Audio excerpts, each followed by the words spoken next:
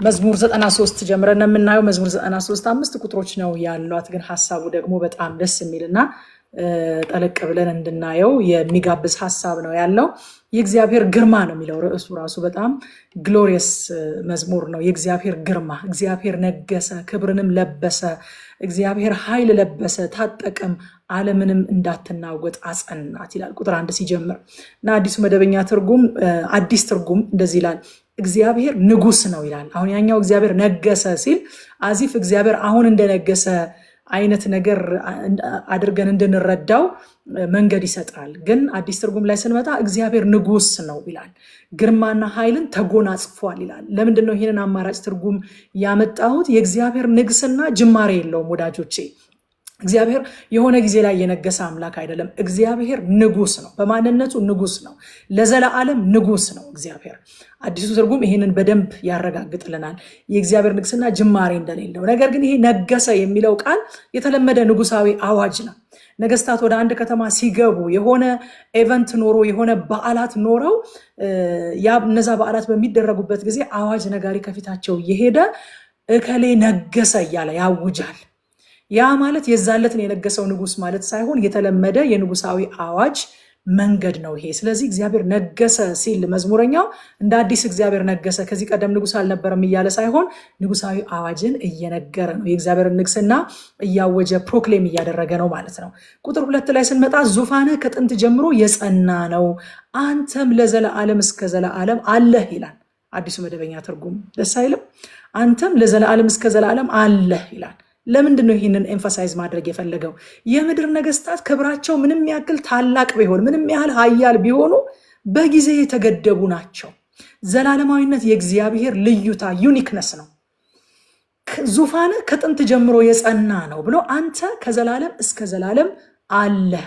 ነበርክ አይባልም። እግዚአብሔር በቀደም እንዳየነው አለህ አንተ። እግዚአብሔር አይለወጥም። እግዚአብሔር የሆነውን ሁሉ ለዘላለም ነው። በነገራችን ላይ እግዚአብሔር ንጉስ ነው ስንል እግዚአብሔር የሆነ ጊዜ የጀመረ ማንነት የለውም። እግዚአብሔር ፍቅር ነው ስንል እግዚአብሔር ፍቅር ያልነበረበት ጊዜ የለም፣ ፍቅር የማይሆንበት ጊዜ የለም። አያቱ እግዚአብሔር የሆነውን ነገር አንደኛ ፐርፌክትሊ ነው የሆነውን ነገር፣ ከዛ ደግሞ ለዘላለም ነው። ምክንያቱም እግዚአብሔር አንዱ የባህሪው የዩኒክነት ምንድነው? አይለወጤነት ነው። አይለወጥም። እግዚአብሔር ንጉስ ነው ካልን ንግስናው ፍጹም ነው፣ ደግሞ ለዘላለም ነው። ንጉስ ያልነበረበት ጊዜ የለም፣ ንጉስ የማይሆንበት ጊዜ የለም። ፍቅር ነው ስንል ፍቅር መሆኑ ፍጹም ነው። ፍቅር ያልነበረበት ጊዜ የለም፣ ፍቅር የማይሆንበትም ጊዜ አይመጣም። ለዚህ ነው ያዕቆብ እንደዚህ ያለ በጎ ስጦታ ፍጹም በረከት አለና መለዋወጥ በእርሱ ዘንድ ከሌለ። ሃሌሉያ ሃሌሉያ። ደስ አይልም? በመዞር የተደረገ ጥላ በሱ ዘንድ ከሌለ፣ መለዋወጥ በእርሱ ዘንድ ከሌለ ከላይ ከብርሃናት አባት ዘንድ ይወርዳሉ ይላል። በእግዚአብሔር ዘንድ መለዋወጥ የለም። ራሱ እግዚአብሔር ሚልክያስ ላይ ምን ብሏል? እኔ እግዚአብሔር አልለወጥም ብሏል። ስለ እግዚአብሔር ያለን አመለካከት ወዳጆቼ በዚህ መልህቅ የተያዘ ሊሆን ይገባል። መልህቅ ታውቃላችሁ አይደለ? ጀልባ ወይንም መርከብ ልክ ሲቆም ከጉዞ መጥቶ ሲቆም ከቆመበት ቦታ ላይ ንፋስ መጥቶ ወዲህና ወዲያ እንዳይወስደው፣ ወዳልተፈለገበት ቦታ እንዳይወስደው በመልህቅ ይታሰራል። አንከር ይባላል፣ መልህቅ ይባላል የሚታሰርበት ነገር። ስለዚህ ንፋስ ይመጣል፣ ከዚች ወደዚች ሊያነቃንቀው ይችላል፣ ግን ካለበት ቦታ አርቆ ሊወስደው አይችልም። ምክንያቱም በጣም ከባድ የሆነ መልህቅ ነው ወደታች ተወርውሮ እዛ መልህቅ ላይ ጀልባው የሚታሰረው። ልክ እንደዛ ሁሉ የእግዚአብሔር አይለወጤነት የህይወታችን መልህቅ ነው ወዳጆች፣ መልህቅ ነው። በፈተና ውስጥ በምናልፍበት ጊዜ፣ በልዩ ልዩ ሁኔታዎች በምንገኝበት ጊዜ፣ የተለያዩ ድምፆች ወደ ህይወታችን በሚመጡበት ጊዜ የእግዚአብሔር አይለወጤነት የህይወታችን መልህቅ ሆኖ አጽንቶ ሊያቆመን የሚችል የእግዚአብሔር ባህሪ ነው። ስለዚህ በዚህ ባህሪ ላይ መመስረት አለብን ወዳጆቼ። እግዚአብሔር ለዘላለም ንጉስ ነው ስንል ንጉስናው ብቻ አይደለም፣ በአጠቃላይ የትኛውም የእግዚአብሔር ማንነት፣ እግዚአብሔር የሆነውን ነገር ሁሉ ለዘላለም ያንኑ ነው። እግዚአብሔር የሆነ ጊዜ ወዷችሁ የሆነ ጊዜ የሚጠላችሁ አምላክ አይደለም። የሆነ ጊዜ ተሸክሟችሁ የሆነ ጊዜ የሚደክም አምላክ አይደለም። የሆነ ጊዜ ምህረቱ የበዛ አምላክ ሆኖ የሆነ ጊዜ ደግሞ ትዕግስቱ ልቅ ብሎ አይ አሁንስ እንደው ያንቺ ነገር በቃኝ፣ አበዛሹ፣ ባለፈው ይቅር አልኩሽ፣ እንደገና እንትናሽ፣ የዚህ ጊዜ እንደዚህ ያደረግሽ፣ እሺ ያልኩሽ የሚል አምላክ አይደለም። አይደለም። መተላለፍን ፈጽሞ የሚደመስስ አምላክ። ሃሌሉያ። አንድ በጣም ወደው ቃል አለ፣ የእግዚአብሔር ቃል ማለዳ ማለዳ አዲስ ነው፣ ታማኝነቱም ብዙ ነው ይላል። ስለ እግዚአብሔር ምሕረት ይናገርና የእግዚአብሔር ምሕረት ማለዳ ማለዳ አዲስ ነው። ሲምራችሁ ዛሬ ወዳጆች ትላንትና እንዳልማር አድርጎ ነው የሚምረው። አዲስ ናት ምሕረቱ፣ አይታክትም፣ አይሰለችም። መጣች ደግሞ አሁንም አይልም እግዚአብሔር። ሃሌሉያ። የሆነውን ነገር በፍጽምና ነው፣ ደግሞም ለዘላለም ነው እግዚአብሔር። በቃ ስለ እግዚአብሔር የምታውቁት እውቀት አለ። በቃ አንድ ጊዜ ተናገረ፣ እኔም ይህን ብቻ ሰማሁ እንዳለ ዳዊት ማለት ነው። ባለፈው ያጠናነው ክፍል። በቃ እግዚአብሔር አንድ ጊዜ ስለ እግዚአብሔር የሰማነውን ባህሪ እሱን ብቻ እንስማ ወዳጆቼ። በቃ ከዛ በኋላ ሰይጣን የሚላችሁን አትስሙ፣ ሁኔታ የሚላችሁን አትስሙ፣ ስሜታችሁ የሚላችሁን አትስሙ። የእግዚአብሔር ባህሪ አይለወጥም። በውሃ ውስጥ ብታልፉ አይለወጥም። በከፍታ ላይ ብትሆኑ አይለወጥም። በዝቅታ ብትሆኑ አይለወጥም። ሁኔታን አይቶ ጊዜን አይቶ መለወጥ የሰው እንጂ የእግዚአብሔር ባህሪ አይደለም። እግዚአብሔር የሆነውን ነገር ለዘላለም ነው። የሆነውን ነገር ፐርፌክትሊ ነው። እግዚአብሔር ብርሃን ነው ስንል በእርሱ ዘንድ ጨለማ የለም። ፍጹም ነው ብርሃንነቱ፣ ደግሞስ አይለዋወጥም። አንድ ቀን ብርሃን መሆን አያቆምም። እግዚአብሔር መልካም ነው ስንል ክፋት በእርሱ ዘንድ ፈጽሞ የለም። መልካምነቱ ፍጹም ነው፣ ደግሞም ዘላለማዊ ነው። መልካም ያልነበረበት ጊዜ የለም። መልካም የማይሆንበት ጊዜ አይመጣም ወዳጆች። እግዚአብሔር የሆነውን ነገር ሁሉ ፍጹም ሆኖ ነው የሚሆነው። ፐርፌክትሊ ነው የሚሆነው። እግዚአብሔር ጻድቅ ነው ስንል አመፃ በሱ ዘንድ የለም። እግዚአብሔር ጻድቅ ዳኛ ነው ስንል አድሎ በሱ ዘንድ የለም። የሰውን ፊት አይቶ አያደላም። የሆነውን ነገር ፐርፌክትሊ ነው፣ ደግሞስ ለዘላለም ነው። በቃ ይሄ እውነት በጣም አጽንቶ የሚያቆም እውነት ነው። እግሮቼ በተንገዳገዱ ጊዜ ይላል ዳዊት። እግሮቹ በተንገዳገዱ ጊዜ ዳዊት የሚቆመው በእንደዚህ አይነት እውነት ላይ ነው። የሚያንገዳግድ ነገር ይመጣል ወዳጆቼ በህይወት ስንኖር። አጽንቶ የሚያቆመን እውነት ግን እሱ አምላኬ አይለወጥም። የልጅነቴ አምላክ እጄን የያዘኝ የወደደኝ፣ ያኔ በምድረ በዳ ያባበለኝ የልቡን ሐሳብ የነገረኝ፣ የተጠነቀቀልኝ፣ ያሳደገኝ ያ አምላኬ ለዘላለም አይለወጥም።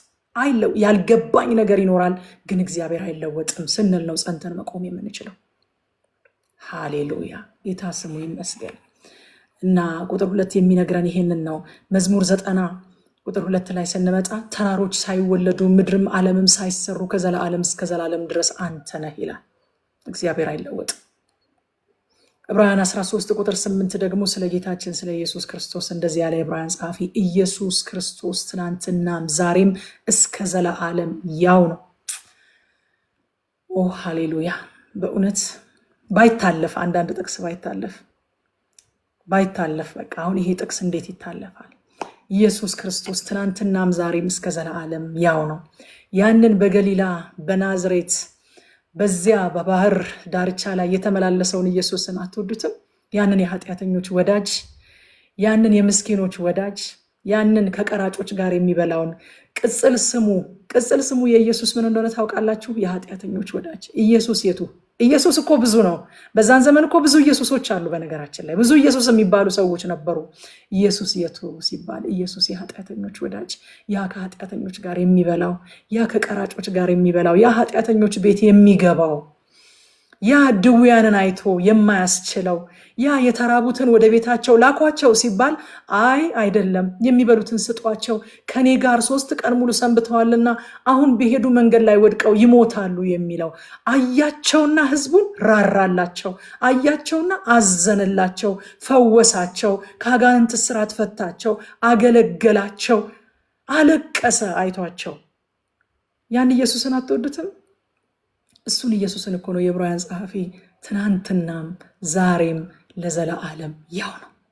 ኢየሱስ እንደማይወዳችሁ የሚሰማችሁ፣ ኢየሱስ እንደማይጠነቀቅላችሁ፣ ኢየሱስ እንደማያስብላችሁ የሚሰማችሁ፣ ኢየሱስ ክርስቶስ ትናንትናም ዛሬም ለዘላለም ያው ነው።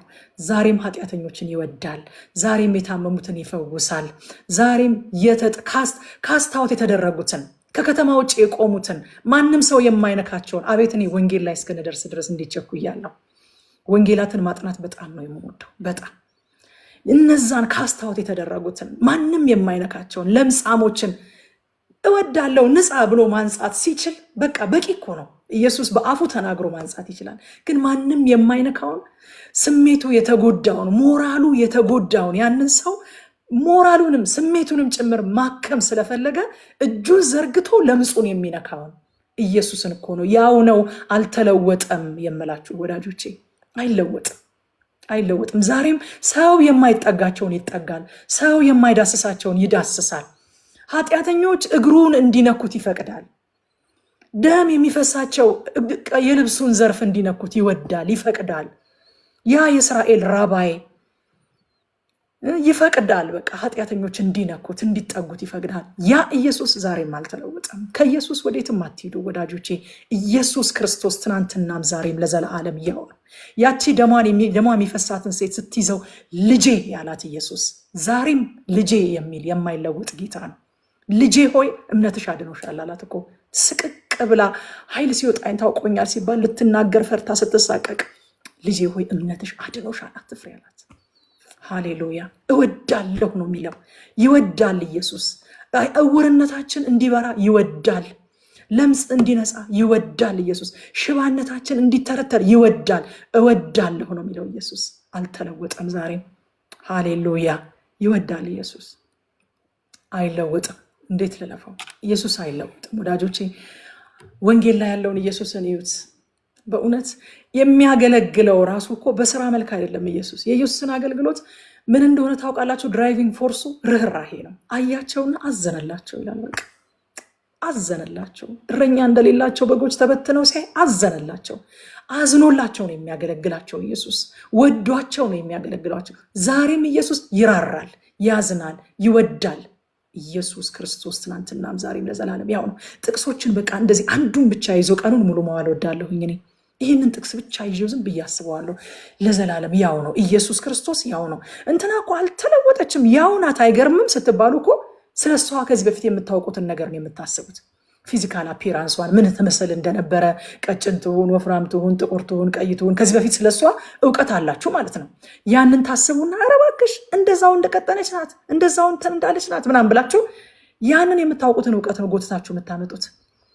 ኢየሱስ ክርስቶስ ትናንትናም ዛሬም ለዘላለም ያው ነው ስትባሉ ምንድነው ስለ ኢየሱስ ስባችሁ የምታመጡት እውቀት?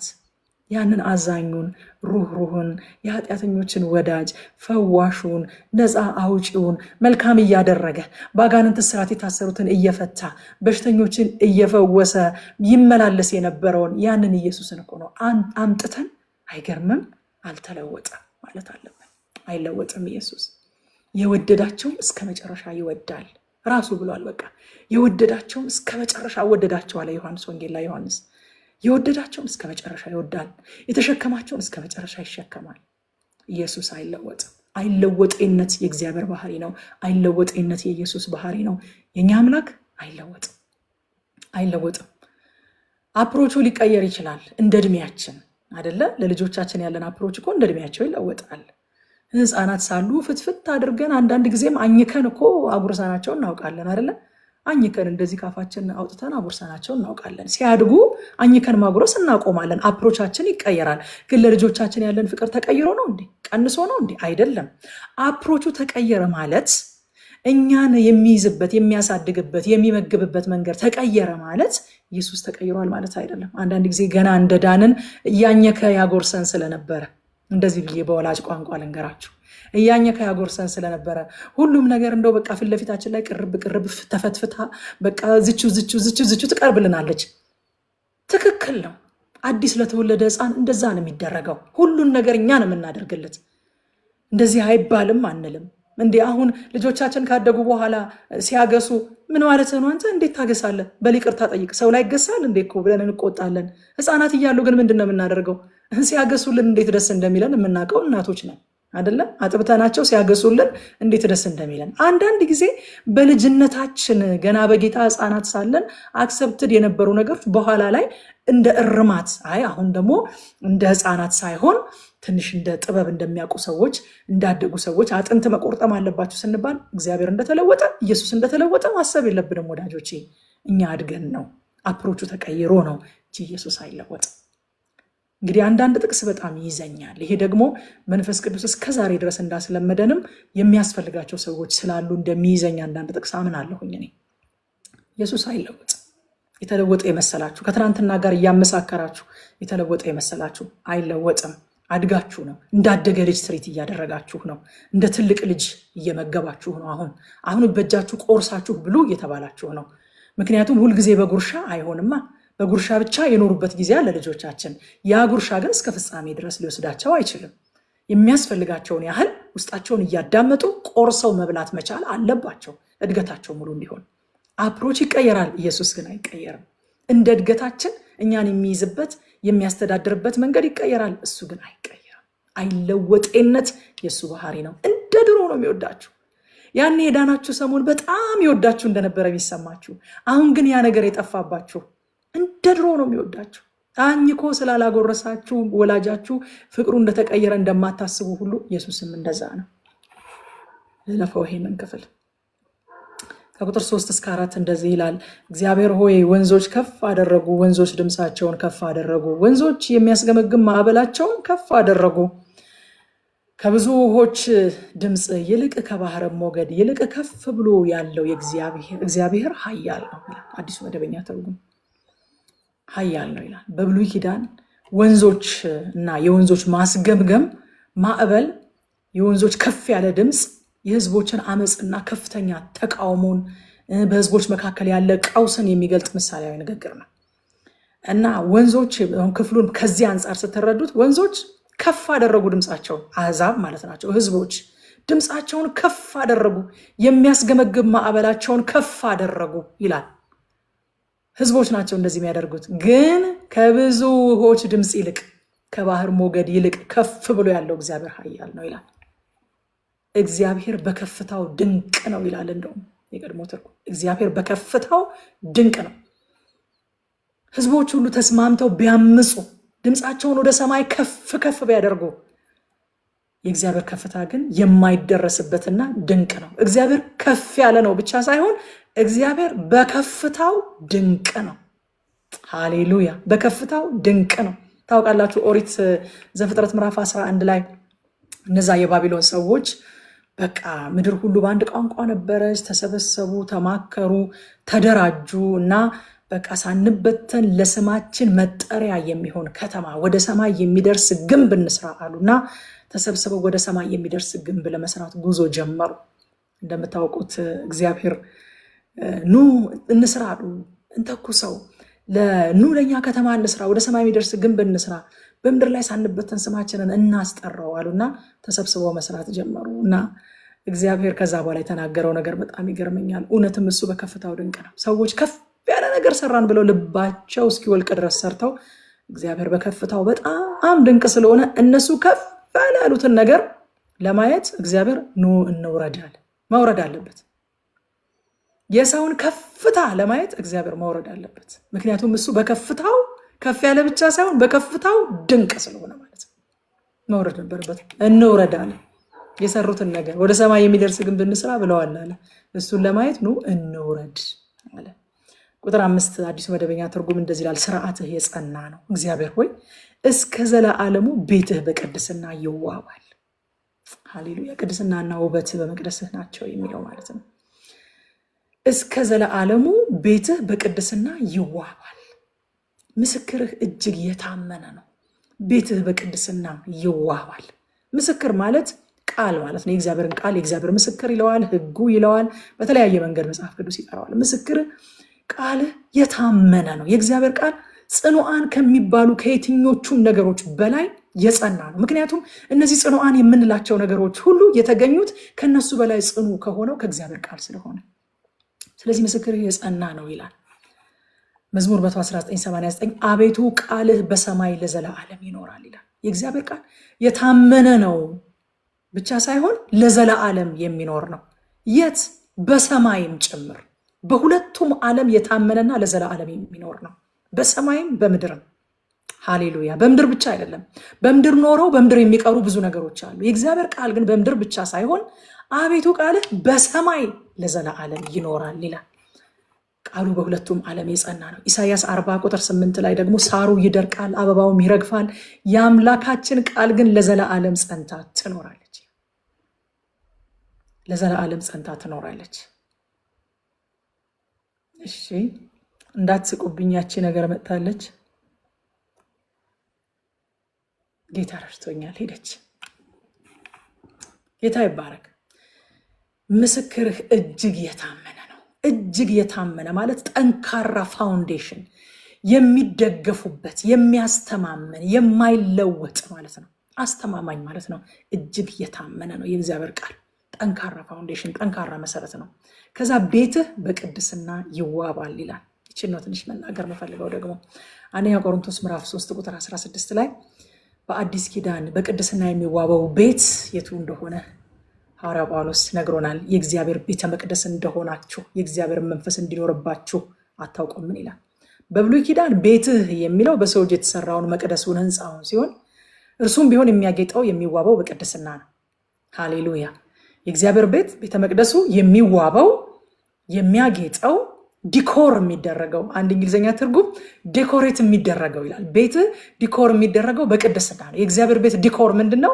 ቅድስና። ሃሌሉያ። ልዩ ልዩ ቀለም ያላቸው መብራቶች ሳይሆኑ የእግዚአብሔርን ቤት የሚያስውቡት፣ ለእግዚአብሔር ቤት ዲኮር የሚሆኑት ቅድስና። ሃሌሉያ። ቅድስና የእግዚአብሔርን ቤት ያሳምራል። ቅድስና የእግዚአብሔርን ቤት ያስውባል። የእግዚአብሔር ቤት ውበቱ ቅድስና ነው። በአዲስ ኪዳን ደግሞ የእግዚአብሔር ቤት የሆን ነው እኔና እናንተ። በቃ ሊሊዬ እንደዚህ ብላ ዘመረች አይደለ? በጣም የምወደው አንድ መዝሙር አላት። ላስጊጥልህ የእግርህን መርገጫ፣ ላገልግልህ እስከ ምድር ዳርቻ፣ ላስውብልህ የመቅደስህን ስፍራ፣ ደስ እንዲልህ አንተ እንድትኮራ የሚል መዝሙር አላት። ላስውብልህ የመቅደስህን ስፍራ፣ ይህንን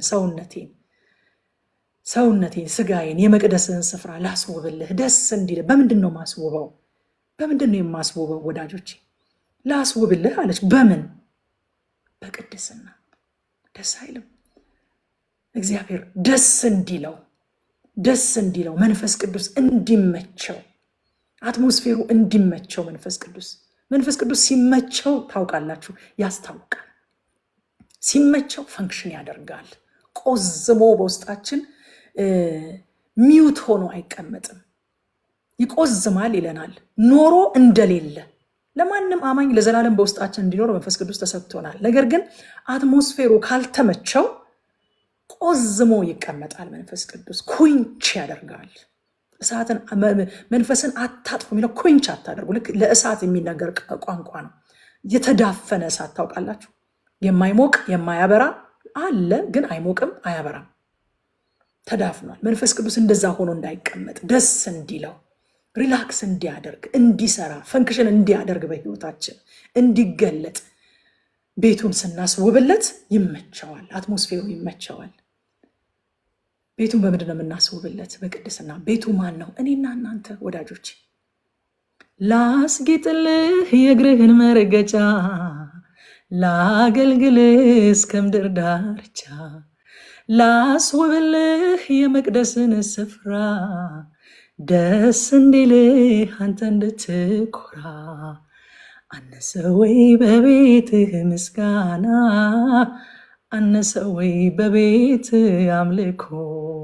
እግዚአብሔር ሆይ አይጓደልብህ፣ እኔ ያለው ምንም አይቅርብህ። እኔና እናንተ እያለን ምንም አይቀርበትም። ሃሌሉያ ሃሌሉያ። እዚህ መዝሙሯ ላይ ነው የሌሊ ላይ ፈልጋችሁ ያንስብሃል የሚል መዝሙር ይመስለኛል። ፈልጋችሁ ስሙት። በጣም ነው የምወደው እሱን መዝሙር እና ወዳጆቼ፣ ቤትህ በቅድስና ይዋባል ይላል። ደስ አይልም? በብሉይ ኪዳንም ህንፃው ቤተ መቅደሱ በሰው እጅ የተሰራው በቅድስና ነበር የሚዋበው። የቅድስናውን ፕሮሰስ ታውቁታላችሁ። ወደ እግዚአብሔር ቤት የሚገባ ከአደባባዩ ጀምሮ ምን አይነት የቅድስና ፕሮሰስ ውስጥ እያለፈ እንደሚገባ። ምክንያቱም የእግዚአብሔር ቤት የሚያጌጠው የሚዋበው እግዚአብሔርን ደስ የሚያሰኘው ቅድስና ነው። ዲኮር የሚደረገው በቅድስና ነው የእግዚአብሔር ቤት። በአዲስ ኪዳን ደግሞ ቤቱ የሆን ነው ማደሪያ የሆን ነው እኔና እናንተ የምንዋበው ቤቱን የምናሳምርለት። በቃ የፓስተር ታምራት ኃይሌ አንድ መዝሙር አለ አይደለም? አለኝ ቀጠሮ የሚል አለኝ ቀጠሮ ኢየሱስ ከሚባል እንግዳ እስኪ ልነሳ፣ ቤቴን ላሰናዳ፣ ቤቴን ዲኮር ላደርገው።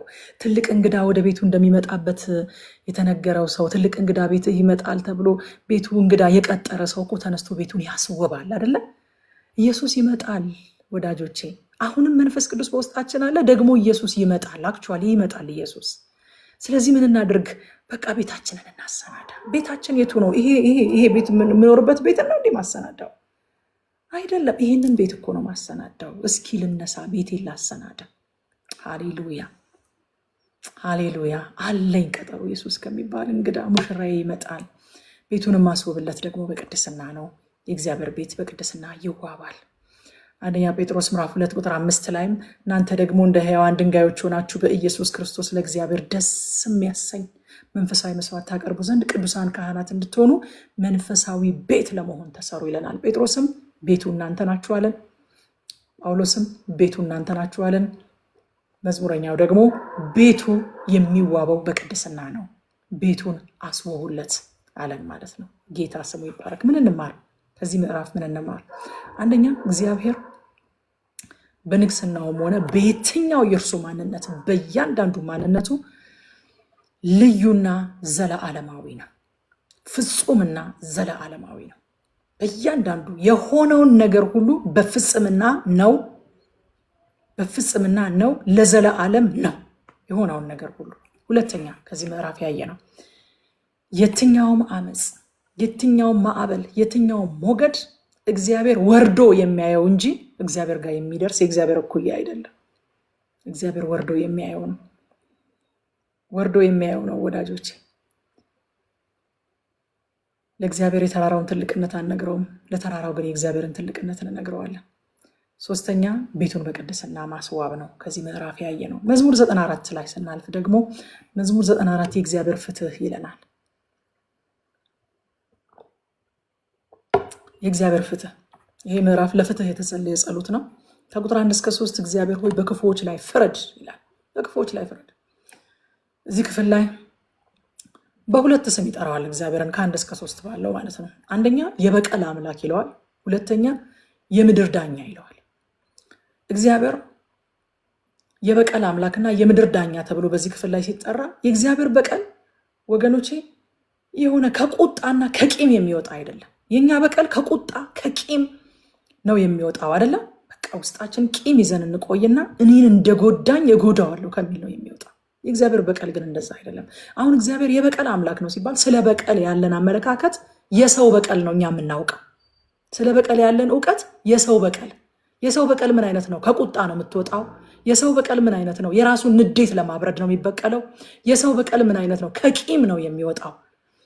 ለበደለን በደል ያንን ሰው ዋጋ ለማስከፈል እኔን እንደጎዳኝ እጎዳዋለሁ፣ እኔን እንዳሳዘነኝ አሳዝነዋለሁ ከማለት ነው የሰው በቀል የሚወጣው። የእግዚአብሔር ግን እንደዛ አይደለም። የእግዚአብሔር በቀል ከዛ አይደለም። ትክክለኛ ፍትህን ከሚሰጥ ከጻድቅ ማንነቱ ነው የእግዚአብሔር በቀል የሚወጣው። ስለዚህ እግዚአብሔር የበቀል አምላክ ነው ምንለው ሰዋዊ በቀልን እያሰብን አይደለም። ፍትህ ለመስጠት ነው እግዚአብሔር የሚበቀለው። ከጻድቅ ማንነቱ ከጻድቅ ፈራጅነቱ ነው የእግዚአብሔር በቀል የሚወጣው። ለዛ ነው ሮሜ ምዕራፍ 12 ቁጥር 19 ተወዳጆች ሆይ ራሳችሁ አትበቀሉ ይላል። ራሳችሁ አትበቀሉ፣ ለቁጣው ፈንታ ስጡ እንጂ በቀል የኔ ነው እኔ ብድራቱን እመልሳለሁ ይላል ጌታ ተብሎ ተጽፏልና ይለናል ጳውሎስ። እግዚአብሔር ብድራትን ሲመልስ፣ እግዚአብሔር ሲበቀል በፐርፐዝ ነው የሚበቀለው። እንደኛ ቁጣውን ለማብረድ አይደለም፣ ቂም ይዞ አይደለም የሚበቀለው፣ በፐርፐዝ ነው፣ በዓላማ ነው። እኛ የገዛ ቁጣችንን ለማብረድና እንደ ጎዳኝ ጎዳዋለው ከሚል ልብ ነው ሰዎችን የምንበቀለው። ከቁጥር 4 እስከ 7 የክፉዎች መገለጫ ምን እንደሆነ ያሳየናል። ትዕቢተኞች ናቸው ይላል፣ ጨቋኞች ናቸው ይላል፣ ደግሞ ደካሞችን የሚያጠቁ ናቸው ይላል። የክፋት ሁሉ ክፋት ሮሜ ምዕራፍ 12 ቁጥር 19። በቃ የክፋት ሁሉ ክፋት ከዚህ በፊትም ብያቸዋለሁ፣ እግዚአብሔርም ይጠላዋል፣ እኔም በጣም ነው የምጠላው። በጣም ነው ደካሞችን ማጥቃት፣ ሰውን በደከመ ጊዜ፣ ሰውን ቀን በጎደለበት ጊዜ፣ ሰውን ነገር በተበላሸበት ጊዜ ጠብቆ ማጥቃት የክፋት ሁሉ የመጨረሻው ክፋት ነው። እግዚአብሔር እንደዚህ አይነቱን ክፉ ሰው ብሉይ ኪዳንን ሕግ መጽሐፍትን ስናጠና አይተነዋል አይደለ ወይ? እንደዚህ አይነቱን ክፉ ሰው በቃ አማሌቅን ካስታወሳችሁ ከሰማይ በታች ዝክሩን ደምስስልኝ፣ ምንም ነገር እንዳታስቀርብኝ አለ። ብዙ ሳሪ አማሌቅ ብዙ ክፉዎች እኮ እስራኤልን በመንገዱ ገጥሞታል። ግን አማሌቅ የተለየ ክፉ ነው አለ እግዚአብሔር። ለምን ሲባል በደከምክ ጊዜ አቅም ባጣህ ጊዜ ነው ተከታትሎ መጥቶ ያጠቃ ብሎ እግዚአብሔር በጣም አማሌቅን በተለየ ሁኔታ አጥፉልኝ ብሎ ዘመናት ተሻግሮ በሳኦል ዘመን እንኳን አማሌቅን አጥፉልኝ ብሎ ሲናገር ተመልክተነዋል። የክፉዎች አንዱና ዋናው መገለጫቸው ደካሞችን ማጥቃት ነው። ወዳጆቼ ደካሞች በቃ መደገፍ ነው ያለባቸው። እነሱ ጋር የምትጠይቁት እውነት ካላችሁ የበደሏችሁ በደል ካለ ሲበረቱ ጠይቋቸው። ሰው በደከመ ጊዜ ትዝ ይልሃል ባለፈው እኔ ላይ ያደረክብኝ አይባልም። ክርስቲያናዊ መጽሐፍ ቅዱሳዊም አይደለም። እግዚአብሔርን በዚህ ደስ አይሰኝም። ይሄ የክፋት መገለጫ ነው አይባልም። በቃ ጠላት ተርቦ ስታገኘው አየህ አይደለ በእኔ ያደረክብኝ ነገር በለው አይልም የእግዚአብሔር ቃል። ተርቦ ስታገኘው አብላው፣ ታርዞ ስታገኘው አልበሰው። ይህን በማድረግ በራሱ ላይ የእሳት ፍም ትከምራለህ። እንዲጸጸት ታደርገዋለህ። ከክፉ ስራው እንዲመለስ ታደርገዋለህ። ሰው ደክሞት እያለ ትናንትና የበደላችሁን በደል እንኳን አስታውሳችሁ እንዳትጠይቁት። እግዚአብሔር በዚህ ደስ አይሰኝም። እግዚአብሔር እሱ የተቆጣውን ሰው እንኳን እኛ አብረን እንድንቆጣ አይፈልግም።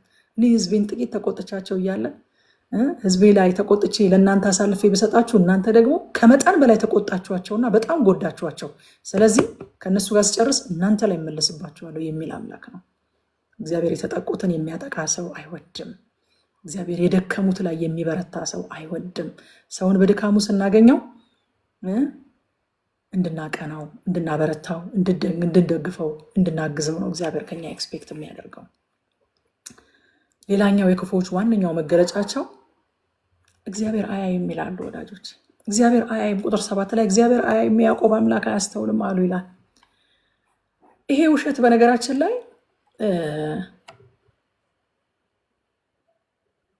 ዲሲቭድ ሆነው ነው ያምኑታል። በነገራችን ላይ ይሄንን ውሸት የውሸታቸውን አይደለም እነሱ የገዛ ውሸታቸውን አምነውት ነው።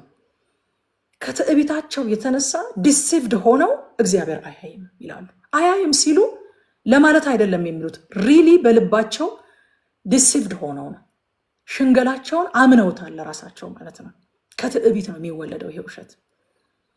ከቁጥር 8-9 እናንተ በሕዝቡ መካከል ያላችሁ ደነዞች ይላል አዲሱ መደበኛ ትርጉም። ልብ በሉ እናንተ ቂሎች፣ ጥበበኞች የምትሆኑት መቼ ነው? ጆሮን የተከለ እርሱ አይሰማምን? ዓይንንስ የሰራ እርሱ አያይምን? ትዕቢት እንዴት እንደሚያሳውር አያችሁ? ትዕቢት እንዴት ዲሴቭ እንደሚያደርግ አያችሁ? እንኳን እሱ እናንተም ታያላችሁ እያላቸው እኮ ነው። እንኳን እሱ ከአፈር ቆንጥሮ የሰራችሁ እናንተ እንኳን ትሰማላችሁ እያለው ነው። እና እስከ መቼ ድረስ ነው እንደዚህ ጥበበኞች የማትሆኑት ይላቸዋል። ደግሞ ማየትና መስማት ብቻ ሳይሆን ምላሽም ይሰጣል ይላል። እግዚአብሔር አያውቅም ብሎ ማሰብ ደነዝነት ነው ይላል መዝሙረኛ። ምክንያቱም እሱ የሰራን እኛ እንኳን እናያለን፣ እንሰማለን። እንዴት ለኛ የሰጠንን ነገር እግዚአብሔር እሱ የለውም ብለን እናመዋለን ነው። ደግሞ ማየትና መስማት ብቻ ሳይሆን ይመልሳል፣ ይገስጻል፣ ይፈርዳል። ቁጥር 10 ላይ አሕዛብንስ የሚገስጸው ለሰው ሙቀትን የሚያስተምረው እርሱ አይዘልፍምን ይላል። ይገስጻል፣ ይመልሳል፣ ያስተምራል፣ ደግሞም ይቀጣል።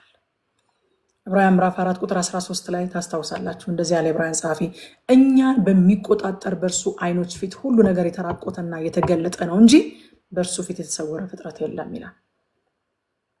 እግዚአብሔር ድርጊትን ብቻ ሳይሆን ሞቲቭን ያያል።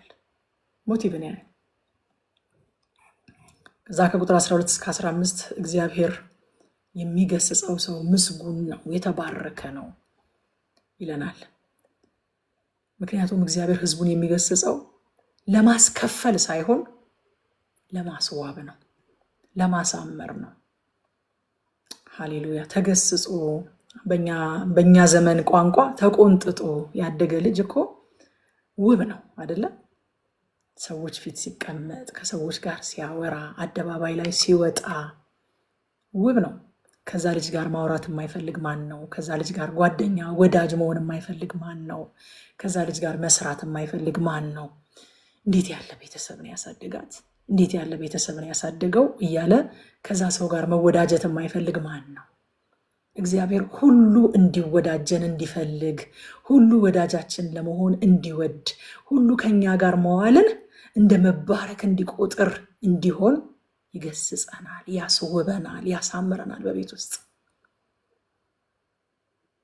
ለውጥ አይመጣም እንደ በህይወታችን ላይ ያመጣል እኮ። ተገስጾ ተቆንጥጦ ያደገ ልጅ በአደባባይ ሲወጣ ከሱ ጋር መሆን የማይፈልግ ማን ነው? ከሱ ጋር ማውራት የማይፈልግ ማን ነው? ወላጆቻችን ያሳረፉብን አሻራ እኮ በህይወታችን ላይ ከሰዎች ጋር ለሚኖረን ግንኙነት ነገ አደባባይ ላይ ስንወጣ በጣም በጣም ጠቅሞን አይተናል። አሁን ሰው ሲያወራ እኔ መስማት ወዳለሁ በጣም። ይህንን መስማት ደግሞ እናቴ ናት ያስተማረችኝ። ምንም አቴንሽኔ ዲቫይደድ ሳይሆን መስማት ወዳለሁ። መስማት በቃ ትኩር ብዬ መስማት ወዳለሁኝ። ወደ ሌላም ቦታም አላይም፣ ኢንተራፕትም አላደርግም። ሰዎችም ሲያወሩ ሰዎችን አላቋርጥም። ይሄ ደግሞ እናቴ ያስተማረችኝ ነገር ነው። ሰው እያወራ እያለ ሰው ጣልቃ ሲገባ እኛ ቤት በጣም ነውር ነው። ምንድን ነው የት ሄድብሻል? አንቺ የምታውቂው የት ሄድብሻል? ይጨርስ እንጂ እሱን ብትሰሚው ትጨምሪያለሽ። አንቺ የምታውቂው የት ሄድብሻል? ምን አጣደፈሽ ትለኛለች። አሁን ሰው አቋርጬ ሳወራ ብታይኝ፣ ወይም ደግሞ ሰው እያወራ እንደዚህ ሳይድ ቶክ እኛ ቤት በጣም ነውር ነው። እናቴ አትፈቅድም ያንን። ስለዚህ የሚያወራው ሰው ላይ ብቻ ትኩረት አድርገን የምንሰማው። ይሄ በጓዳ ተገስጸን ተቆንጥጠን። ይህንን ማንም ልጅ እኮ አይፈልግም አይደለ? ሰው እያወራ እያለ ልጅ ሆናችሁ ትኩር ብላችሁ ያንን ሰው ብቻ ማየት አትፈልጉም። ከጎኑ መጫወት ትፈልጋላችሁ። አጠገባችሁ ካለው ከወንድማችሁ ከእህታችሁ ጋር መጎሳሰብ ምናምን ትፈልጋላችሁ። ማንም ልጅ እኮ አይፈልግም። ግን እያመመን እየቆነጠጠችን እያረመችን እያሳፈረችን ትኩር አድርገን ሰውን እንድንሰማ ሰው ሲያወራ እንዳናቋርጥ ይህንን መስመር አስያዘችን። ከዛ አሁን ሰው እያወራ የሚያቋርጥ ሰው ራሱ እደነግጣለሁኝ። እናቴ ያለች ይመስለኝ እዛ ጋር የምትቆጣው ነው ይመስለኝ ማለት ነው። አያችሁ ወዳጆቼ፣ እግዚአብሔር የሚገስጸን የሚያስተምረን አንዳንድ ጊዜ ዲስኮምፈርት እየተሰማንም ቢሆን እነዚህን ነገሮች በህይወታችን ላይ የሚያደርገው ነገ ሊያስውበን ነው። ሊያስውበን ነው። በቃ ክብር ለኢየሱስ ይሁን። ሊያስውበን ነው። ነገ ሊጠቅመን ነው። ስለዚህ እግዚአብሔር አምላኩ የሚገስጽ ምስጉን ነው ይላል። ቁጥር 12 ላይ ምስጉን ነው ይላል። ዕብራውያን ምዕራፍ 12 ታስታውሳላችሁ አይደለ? ቁጥር 6 ላይ እንደ ልጆች ከእናንተ ጋር ልጅ ሆይ የጌታን ቅጣት አታቅልል፣ በሚገስጽህም ጊዜ አትድከም፣ ጌታ የሚወደውን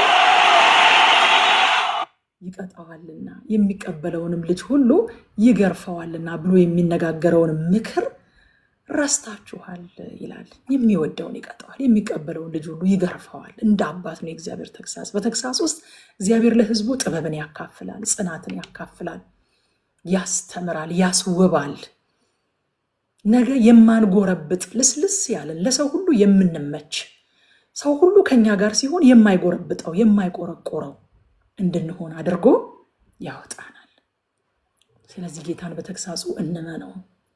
እግዚአብሔርን ስለ ተግሳጹ እናመስግነው። መዝሙረኛው ያመሰግነዋል። እግዚአብሔር የሚገስጸው አምላኩ የሆነለት ሕዝብ ምንኛ የተመሰገነ ነው! ምንኛ የተባረከ ነው! ፎርቹኔት ነው። ከቁጥር 16 እስከ 23 እግዚአብሔር የሕዝቡ መጠጊያ ነው ይለናል።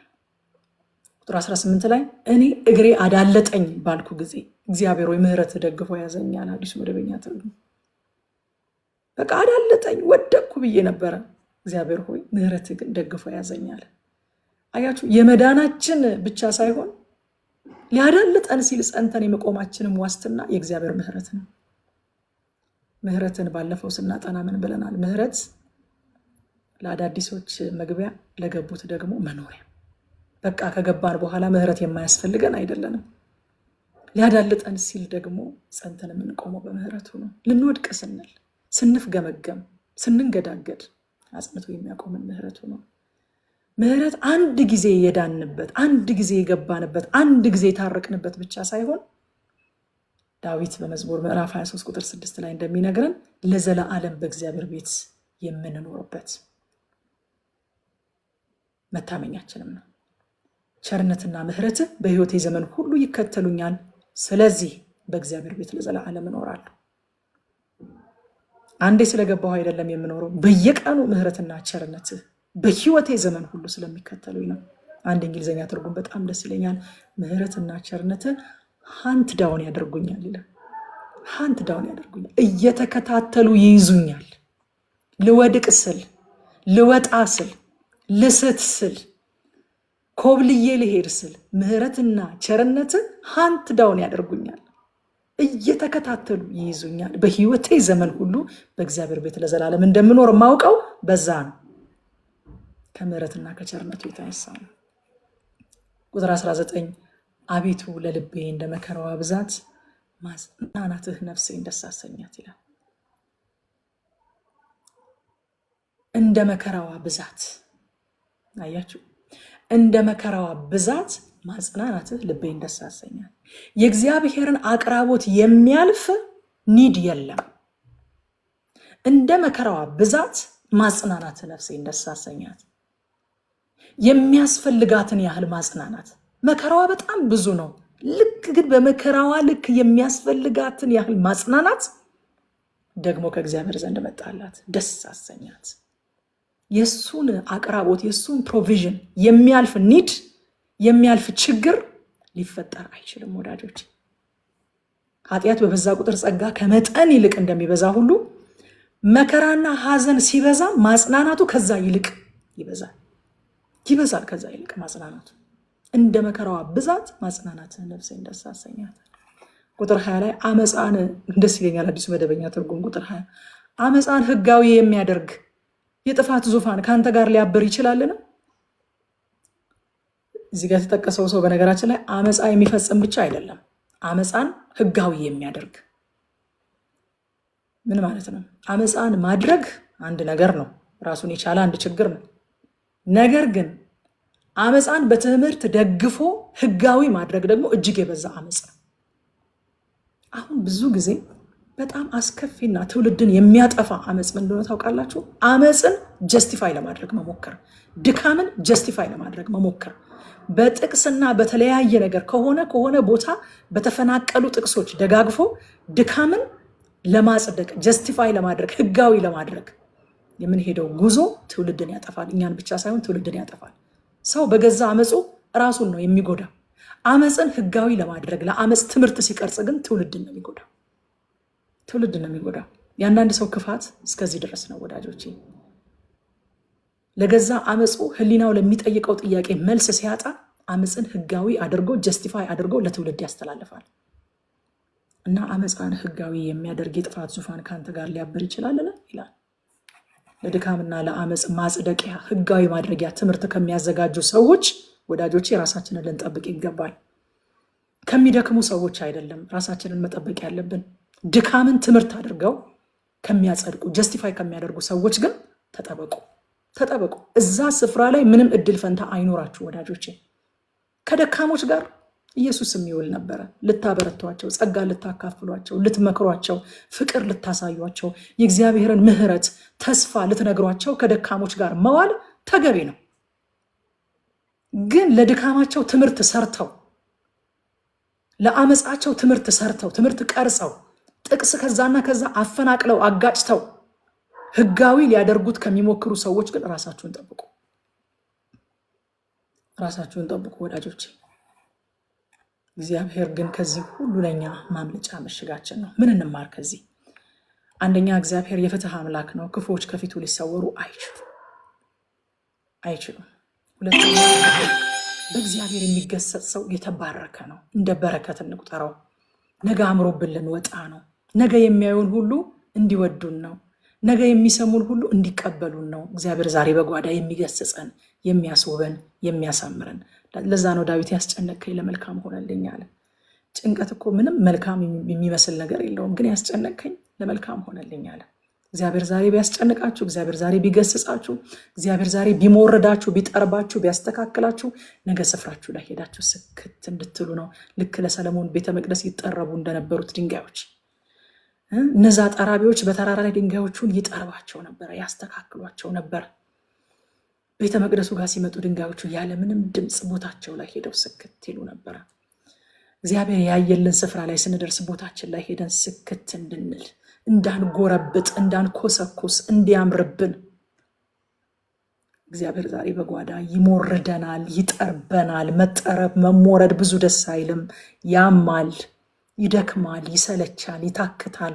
ይሁን ወዳጆቼ፣ ነገ ከነሸካራችን ከነጉጣችን ከነማይመቸው ነገራችን ከነሚያሳፍረው ነገራችን አደባባይ ከምንወጣ ዛሬ በጓዳ እግዚአብሔር ይገስጸን፣ ይስራን፣ በቃሉ ያሳምረን። እንገሰጽ ወዳጆቼ። ሁል ጊዜ የሚያበረታቱንን ብቻ አንስማ፣ የሚገስጹንን ለመስማት ልባችንን እንክፈት።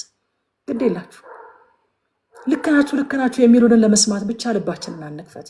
ይሄ በቃ የሚያስቆንን ለመስማት ብቻ ልባችንን አንክፈት። ዛሬ እኔ በጣም ይገርመኛል። ቤተክርስቲያን ሲሄዱ አንዳንድ ሰዎች ዛሬ እኮ እንትና ነው ይሏቸዋል። እንዴ እንትናማ አልቀርም ብለው ከዛ ይስቃሉ። ኧረ እንዴት ትወደዋለህ ምናምን። በጣም እንደሚያስቅ እኮ አታውቂ። እንዴት ያሳፍራል። ሰው እንዴት ለመሳቅ ቤተክርስቲያን ይሄዳል? ከፈለገ ቲያትር ቤት ይሄድ ለመሳቅ፣ ፊልም ቤት ይግባ ለመሳቅ። ለምንድነው ለመሳቅ ቤተክርስቲያን የሚሄደው? ፍርስ እኮ ነው የሚያደርገው እሱ። በቃ እንዴት እንደምወደው ምናምን ይሏቸዋል። መንፈሳዊ ቤት ለመሆን ተሰሩ። ማን ነው እያሳቀ ድንጋዮችን እያሳቀ ህንፃ የሚሰራ ሰው ንገሩኝ እስኪ። ለድንጋዮች ቀልድ እየነገረ የሚጠርባቸውና የሚያስተካክላቸው አናጺ አይታችሁ ታውቃላችሁ? ግንበኛ አይታችሁ ታውቃላችሁ? በጆክ ይጠረባሉ እንዴ ድንጋዮች? እኛ እኮ መንፈሳዊ ቤት ለመሆን እየተሰራን ነው። በቃለ እግዚአብሔር እኮ ነው የምንጠረበው። በእግዚአብሔር ቃል እኮ ነው የሚያምርብን። ቦታችን ላይ ሄደን ስክት እንድንል የእግዚአብሔር ልጅ ወደ ማወቅ ሙሉ ሰው ወደ መሆን እንድናድግ እንድንሰራ። ጆክ ነው የሚያስፈልገን ወዳጆቼ? ሽንገላ ነው የሚያስፈልገን? ዘመናችን በእንደዚህ አይነት ነገር ከመበላት አሁን በጌታ በኢየሱስ ስም ይብቃል። በእውነት ይብቃል። በጆክ የተሰራ ህንፃ የለም። በሽንገላ የተሰራ ህንፃ የለም። ልክ ሳይሆን ልክ ነህ ተብሎ ድንጋዩ ሄዶ ሊገጥሙት ቢሞክሩ ይገጠማል እንዴ? ይመጣል? አይመጣም። ወዳጆቼ ልክ ሳትሆኑ ልክ ናችሁ ቢሏችሁ ደስ አይበላችሁ። ፊት አታደርጉም። ነገር እግዚአብሔር የፈለጋችሁ ቦታ ላይ ፊት አታደርጉም። ሄዳችሁ አትገጥሙም፣ አታምሩም። እዛ ቦታ ላይ አትሰሙም። እዛ ቦታ ላይ ለምን? መሰራት በሚገባችሁ መጠረብ በሚገባችሁ መቆረጥ በሚገባችሁ ሰዓት ላይ ልክ ናችሁ ተብላችሁ አልፋችኋል። ቃል እግዚአብሔር ነው የሚጠርበን። ምክር ሲያስፈልገን ምክር፣ ተግሳጽ ሲያስፈልገን ተግሳጽ፣ ሁለንተናዊ የሆነ የቃሉ አገልግሎት ነው የሚያስፈልገን። ሁል ጊዜ ሳቅ፣ ሁል ጊዜ ልክ ናችሁ መባል። ህንፃ እንደዛ ይሰራል እንዲህ ወገኖቼ? ልጅ እንደዛ ያድጋል ወይ? ዶክተር ማሙሻ ፋንታ በቀደም በነበረን ቆይታ እንደዛ እያለን ነበረ። ልጆቻችንን እኮ በቃ የሚጣፍጣቸውን ብቻ እንዲበሉ ብንፈቅድላቸው እኮ እንገላቸዋለን አለ። ስኳሩን ጣፋጩን ብቻ አንስተው በቃ ይሞታሉ። አይ ቆይ ከስኳሩ በፊት ይህንን መብላት አለብህ እያለን እኮ ነው የሚያጠነክራቸው የሚያሳድጋቸው፣ ለአይምሯቸው ጤንነት የሚረባቸውን እያደረግን እያመጣጠንን እየሰጠናቸው ልጆቻችን አድገው ለቁም ነገር የሚደርሱት አለ። ወዳጆቼ ስኳር አስለምደዋችሁ ጤነኛ ምግብ እንድትጠሉ ያደረጓችሁን ሰዎች እስኪ ቆም ብላችሁ አስቧቸው። በእውነት አንዳንድ ጊዜ ስኳር የለመደ ሰው ማገልገል በጣም ይጨንቃል እኮ። በቃ ልክ ነህ፣ አንተ ጉደኛ ነህ፣ አንተ አንደኛ ነህ እየተባለ የነበረን ሰው በድንገት መጣችሁ አይ መንፈሳዊ ቤት ለመሆን ተሰሩ፣ ተጠረቡ፣ እግዚአብሔር የሚገስጸው ህዝብ ብሩክ ነው ምስጉን ነው ስትሉት እንዴት አይነት አስጨናቂ ትምህርት ነው አሉት ጌታ ኢየሱስ ክርስቶስን። እነዛ ሰዎች ስጋዬን ያልበላ ደሜን ያልጠጣ ወደ እግዚአብሔር መንግስት አይገባም ሲል እንዴት አይነት አስጨናቂ ትምህርት ነው። በቃ አስጨናቂም እየተባለ እሱን እናስተምራለን። ለምን 3 ሰው ቁጭ ብሎ አይማርም? አስጨናቂም እየተባለ እሱን እናስተምራለን። ምክንያቱም ህንፃ በጆክ ተሰርቶ አያውቅም። ማንም ግንበኛ፣ ማንም ጸራቢ፣ ማንም አናጺ ለድንጋዮቹ፣ ለእንጨቶቹ፣ ለብረቶቹ ቆሞ ጆክ አውርቶላቸው ብረቶቹ ህንፃው ላይ ሄደው ስክትክት አይሉ። መቆረጥ ያለበት ተቆርጦ፣ መጠረብ ያለበት ተጠርቦ፣ መቆፈር ያለበት ተቆፍሮ ነው ያ ህንፃ ሆኖ የሚቆመው። እኛ መንፈሳዊ ቤት ለመሆን እየተሰራን ነው። የእግዚአብሔር ልጅ ወደ ማወቅ ሙሉ ሰው ወደ መሆን እያደገን ነው። በጆክ አይደለም ደግሞ የሚታደገው፣ በስኳር አይደለም የሚታደገው። ስለዚህ በእግዚአብሔር የሚገሰጸው የተባረከ ነው፣ የተባረከ ነው። ማንኛውም ችግር፣ ማንኛውም ተራራ ደግሞ ከአምላካችን አቅራቦት አይበልጥም። አቤቱ እንደ መከራዋ ብዛት መጽናናትህ ነፍሴን ደስ አሰኛት። የመጨረሻው ስንደክም ጸጋ እንዲበዛልን እንጸልይ እንጂ ወዳጆቼ ለድካማችን ትምህርት አናዘጋጅ። ደክም ያለው እንበል። በቃ ዳዊትን እያየ ነው አይደለ? መዝሙርን ስናጠና ኦነስቲን ከወሰድን ከዚህ መጽሐፍ ትልቅ ትርፍ ነው ተባብለን የለም። በቃ ደከመኝ እንበል፣ ጌታንም ደከመኝ እንበለው። በድካማችን ውስጥም መሆናችንን ያዩ ያወቁ ሰዎችም ከጠየቁን እኔ ደክሞኝ ነው አውቃለሁ። የእግዚአብሔር ቃል እንደዚህ አይልም። እንደ እግዚአብሔር ቃል ትክክል አይደለም። እኔ ደክሞኝ ነው እንበል። እግዚአብሔር ጸጋ ያበዛልናል። ትምህርት አንቅረጽ፣ ትውልድ ይዘን አንጥፋ። ትምህርት ከቀረጽንለት ጸንቶ ነው የሚቀረው። ትምህርት ከቀረጽንለት ወደ ትውልድን ነው የምናጠፋው። ማይደክም ሰው የለም። ደከመኝ እንበል። ስንደክም ግን ትምህርት አናዘጋጅ። ለድካማችን ጥቅስ አንጥቀስ፣ ጀስቲፋይ አናደርገው። መዝሙር 95 የአምልኮ ግብዣ ነው። ልብን ስለማደንደን የተሰጠ ማስጠንቀቂያም ነው። ከ1 እስከ 7 ታላቅ የአምልኮ ጥሪ ያደርጋል መጀመሪያ። ከዛ በኋላ ደግሞ ልብን ስለማደንደን ማስጠንቀቂያ ይሰጣል።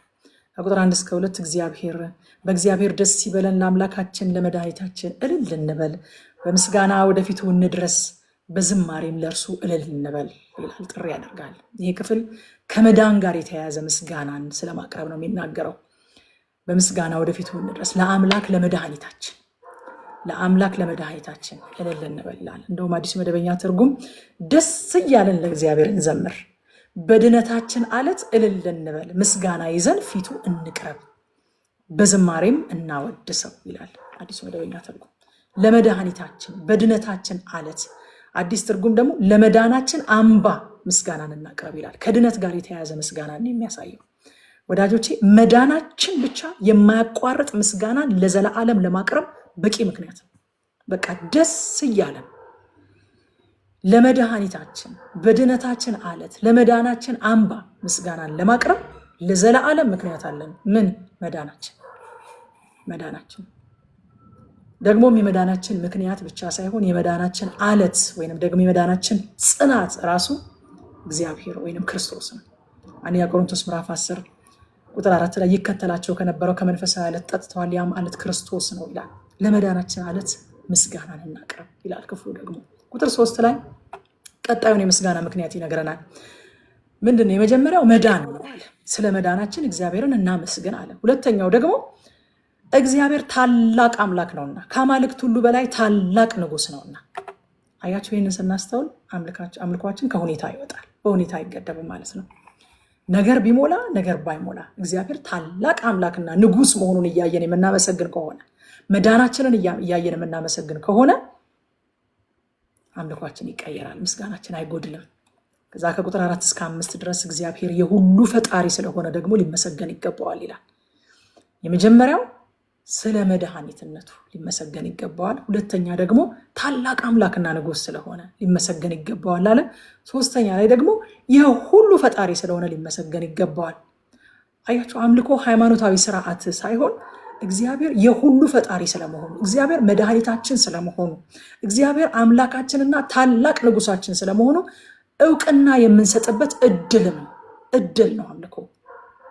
ኢት ኢዝ አን ኦፖርቹኒቲ እንጂ የሆነ የምንፈጽመው ሃይማኖታዊ ስርዓት አይደለም። ቁጥር 6 ላይ እናምልከው፣ እንስገድለት፣ በፊቱ እንንበርከክ የሚል ደስ የሚል ሲኮንስ ያሳየናል። በአምልኮ ውስጥ ያለ መሰጠት እንደዚህ እየጨመረ የሚሄድ ነው እንጂ እየቀነሰ የሚሄድ አይደለም። ደብዙ እየጨመረ ይሄዳል።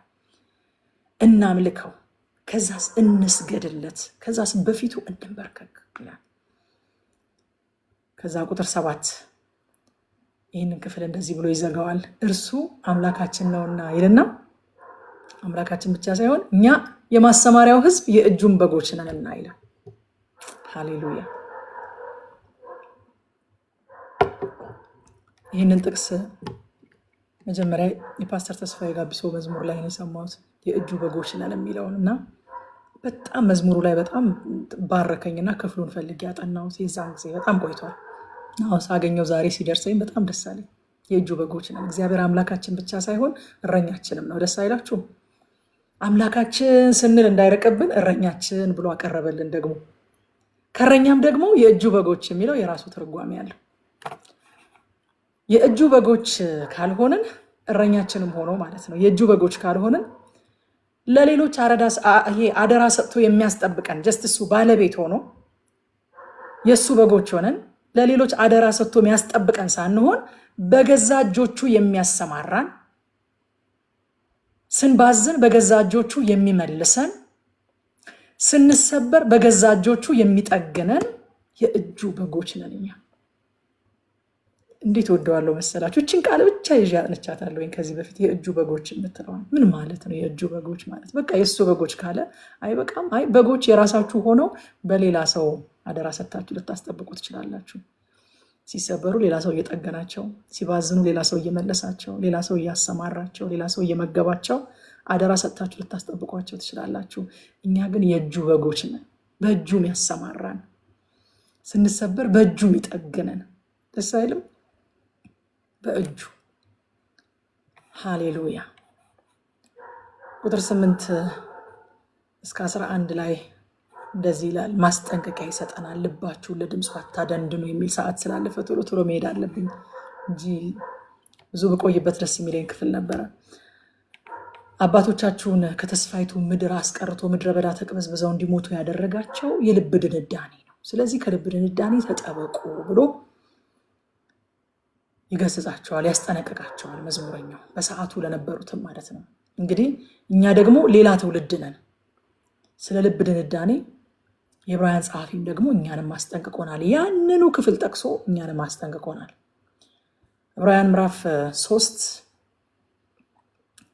እንደዚህ ይላል ከቁጥር 9 ጀምሮ፣ ዛሬ ድምፁን ብትሰሙ አባቶቻችሁ እኔን የፈተኑበትን የመረመሩበትን 40 ዓመትም ስራዬን ያዩበትን በምድረ በዳ በፈተና ቀን በማስመረር እንደሆነ ልባችሁን እልከኛ አታድርጉ። ማስጠንቀቂያው እንግዲህ ከግብፅ ምድር ወጥተው ወደ ከነዓን እየሄዱ የነበሩ ሰዎች ከልብ ድንዳኔ የተነሳ የደረሰባቸውን ችግር አንስቶ መዝሙረኛው በሱ ዘመን ለነበሩት ሰዎች የአባቶቻችሁ ድንዳኔ ያመጣባቸውን መዘዝ ታውቃላችሁ፣ ምድረ በዳ ላይ የቀሩት ከልባቸው ድንዳኔ የተነሳ ነው፣ እናንተም ልባችሁን አታደንድኑ ሲለን፣ የዕብራውያን ጸሐፊ ደግሞ ለዚህ ዘመን ላለን አማኞች፣ ለክርስቲያኖች በክርስቶስ ኢየሱስ አምነን ለዳንን ሰዎች ያንኑ ምሳሌ አምጥቶ ደግሞ ለእኛ ትውልድ ተጠንቀቁ፣ ለእናንተም ጭምር ነው ይሄ ማስጠንቀቂያ ብሎ ያሳየናል፣ እንደሚመለከተን ይነግረናል። ስለዚህ ያን ትውልድ ተቆጥቼ ዘወትር በልባቸው ይስታሉ፣ መንገዴን ግን አላወቁም አልኩ። እንግዲህ ወደ እረፍቴ አይገቡም ብዬ በቁጣዬ ማልኩ ይልና፣ ወንድሞች ሆይ ይላል። ይሄን ነገር ከኛ ጋር ሲያዛምደው ማለት ነው። ምናልባት ሕያው እግዚአብሔርን የሚያስክዳችሁ ክፉና የማያምን ልብ ከእናንተ በአንዳችሁ እንዳይኖር ተጠንቀቁ። ነገር ግን ከእናንተ ማንም በኃጢአት መታለል እልከኛ እንዳይሆን ዛሬ ተብሎ ሲጠራ ሳለ በእያንዳንዱ ቀን እርስ በርሳችሁ ተመካከሩ። የመጀመሪያ እምነታችንን እስከ መጨረሻው አጽንተን ብንጠብቅ የክርስቶስ ተካፋዮች ሆነናል ይላል። አያችሁ፣ ዛሬ የሚለው ቃል በጣም ወሳኝ ቃል ነው። በየዕለቱ ልባችን ለእግዚአብሔር ድምፅ፣ ለቃሉ ድምፅ ያለውን ሴንሲቲቪቲ፣ ስስነቱን ቼክ ማድረግ አለብን ወዳጆቼ። እንደ ትላንቱ ለእግዚአብሔር ቃል ዛሬ ስደነግጣለሁ ወይ? እደነግጣለሁ ወይ? ወይንስ ቃል ለምጃለሁ? በየዕለቱ ነው ዛሬ ተብሎ ሲጠራ ሳለ ወዳጆቼ፣ መጽሐፍ ቅዱስ የልባችንን ለእግዚአብሔር ቃል ሴንሲቲቭ መሆን ቼክ እንድናደርግ የሚፈልገው በየወሩ አይደለም፣ በየሳምንቱ አይደለም፣ በየዓመቱ አይደለም፣ በየዕለቱ ዛሬ ተብሎ ሲጠራ ሳለ። ከምን የተነሳ? ከድካም ከኃጢአት የተነሳ የሰው ልብ ይደነድናል። ለቃሉ ለድምፁ ልብ ይደነድናል ወዳጆቼ። የሆነ በደል በድለን ስንመጣ፣ የሆነ ሰው አሳዝነን ስንመጣ፣ የሆነ ኃጢአት ሰርተን ስንመጣ የእግዚአብሔር ቃል ሲነገር፣ የእግዚአብሔር ቃል ሲገስጸን እንደ ትናንቱ እንደነግጣለን? ወይንስ ኮምፓርትመንት ሰርተን ቃሉ ሌላ ህይወታችን ሌላ፣ የቤተክርስቲያን ህይወት ሌላ፣ የስራ ህይወት ሌላ፣ በዚህ ዓለም ላይ ያለን እንቅስቃሴ ሌላ ብለን ሳናነካካው ሳንደነግጥ የምንቀመጥ ሰዎች ሆነን ይሆን? ዛሬ ተብሎ ሳለ ልባችንን ቼክ እናደርግ ወገኖች። ዛሬ ተብሎ ሲጠራ ዛሬ በየዕለቱ ልባችንን ቼክ ማድረግ መከታተል አለብን። እስከ መጨረሻው የመጀመሪያ እምነታችንን እስከ መጨረሻው አጽንተን ብንጠብቅ ነው የክርስቶስ ተካፋዮች የምንሆነው። የልብ ድንዳኔ በጣም ልንጠነቀቅበት የሚያስፈልግ መንፈሳዊ በሽታ ነው። የሚገድል ማለት ነው። ለዘላለም የሚገድል መንፈሳዊ በሽታ ነው። በጣም ጥንቃቄ ያስፈልጋል። ምን እንማር? አንደኛ መዳናችንና የእግዚአብሔር ማንነት በራሱ የማያቋርጥ ምስጋና ለማቅረብ በቂ ምክንያት ነው። በቃ የምታመሰግኑበት ምክንያት የላችሁም ሲላችሁ ጠላት መዳኔ፣ በቃ አዲስዬ እንዳለችው መዳኔ ይገርመኛል፣ ታምር ያሰኘኛል። ከዚህ በላይ ታምር ምንድን ነው? ሲኦል ሲዘጋ ከዚህ በላይ ታምር ምንድን ነው? ለእኔ ሲነጋ እስሩ ሲፈታ ሃሌሉያ ጠላት ሲመታ ትላለች። በእውነት ደግሞ የእግዚአብሔርን ማንነት እያሰብን ማመስገን እንችላለን። ሁለተኛ ምን እንማር? እግዚአብሔር አምላካችን ብቻ ሳይሆን በእጁ የሚያሰማራን እረኛችን ነው። እጁ ላይ ነው ያለ ነው ወዳጆቼ፣ እጁ ላይ ነን። በቃ እጁ ላይ ነን። ስንሰበር በእጁ ነው የሚጠግነን። በራሱ እጅ በገዛ እጆቹ ያክመናል። በገዛ እጆቹ ያሰማራናል። በገዛ እጆቹ ስንባዝን ይመልሰናል። እጁ ላይ ነው ያለ ነው። የእጁ በጎች መሆናችንን እንዳትረሱ። በቃችን ቃል ስታስታውሱ የዛሬዋን ቀን አስቡ። የእጁ በጎች ነን እኛ። እረኛችን ነው። ሶስተኛ ልብን ከሚያደነድኑ ልምምዶች ራሳችንን እንጠብቅ። በየዕለቱ ልባችን ለእግዚአብሔር ቃል እንደሚደነግጥ፣ ልባችን በእግዚአብሔር ቃል እንደሚገሰጽ ቼክ እናደርግ እስኪ። የእግዚአብሔርን ቃል ተሰብካችሁ ስትወጡ በነገራችን ላይ ቃሉን እየሰማችሁ ራሳችሁን የምታስቱ ብቻ ትሆኑ አድራጊዎች ሁኑ እንጂ ቃሉን እየሰማ የማያደርግ ሰው ፊቱን በመስተዋት እንደሚመለከት ከዛ ደግሞ ዞር ሲል እንደሚረሳ አይነት ሰው ነው ይለናል ያዕቆብ። መስታወት ተመልክቼ እዚህ ጋር እንደዚህ ጥላሸት ተጋድሞብኝ አይቼ ከረሳሁት ካላነሳሁት መስታወት ማየቴ ምንድነው ጥቅሙ? የእግዚአብሔርን ቃል ተምረን እዚህ ጋር ቆሻሻ አለብህ፣ እዚህ ጋር ድካም አለብህ፣ እዚህ ጋር ክፋት አለብህ፣ እዚህ ጋር ቂም አለብሽ፣ እዚህ ጋር ይቅር ያላልሽው ነገር አለ እያለን ያንን ጠርገን የማናነሳው ከሆነ መስታወትን አይተን ዘወር ስንል እንደምንረሳ አይነት ሰዎች ከሆነን ራሳችንን እያሳተን ነው ይለናል መጽሐፍ ቅዱስ። ሰልፍ ዲሰፕሽን ነው ያ።